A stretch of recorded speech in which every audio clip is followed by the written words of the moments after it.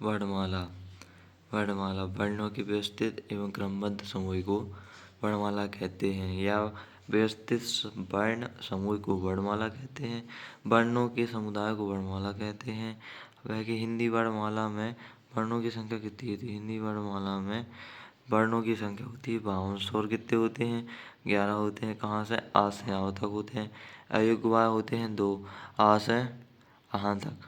और व्यंजन होते हैं 33, कहाँ से कहाँ तक। और संयुक्त व्यंजन होते हैं 4, छाछत्ती हो गया, तरत, शुल्क, ज्ञानी और सरा।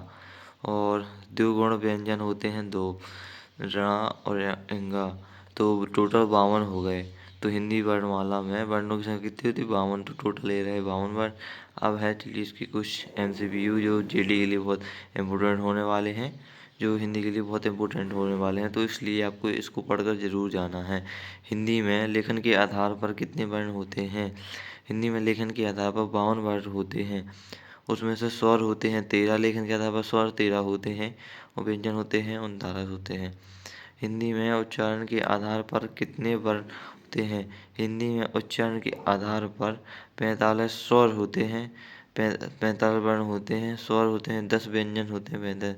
आचार्य कामता प्रसाद के अनुसार हिंदी में मूल वर्णों की संख्या कितनी होती है? 44 होती है। 11 स्वर बताया है हमने और व्यंजन 13 बताया है। नेक्स्ट क्वेश्चन पे 5 क्वेश्चन में बोला है हिंदी वर्णमाला में मूल वर्णों की संख्या कितनी है? तो मूल वर्णों की संख्या 44 है, 11 स्वर है, 13 व्यंजन है। हिंदी वर्णमाला के मुख्य अक्षरों की संख्या कितनी है? मुख्य अक्षर की संख्या है 44, इसमें से 11 स्वर हैं, व्यंजन है 33। संयुक्त व्यंजनों को छोड़कर हिंदी में वर्णों की संख्या कितनी है? सबसे पहले तो बताइए, संयुक्त व्यंजन 4 होते हैं, तो इसलिए 52 में से 4 माइनस कर दिए तो 48 यहाँ पर संयुक्त व्यंजनों को छोड़कर हिंदी वर्णमाला की संख्या हो गई। बाल पहाड़े में वर्णों की संख्या कितनी होती है? बाल पहाड़े में 49 होती है। 3 वर्ण कौन से नहीं लिए जाते? इंगा हो गया, इणा हो गया और सरा को छोड़कर, ये बाल पहाड़े में नहीं लिए जाते हैं।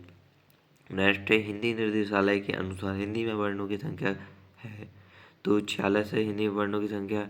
इसमें अगर नोट ऐसा है, यदि ऑप्शन में 44 ना मिले तो 46 दोनों में से 44 ही सही होगा।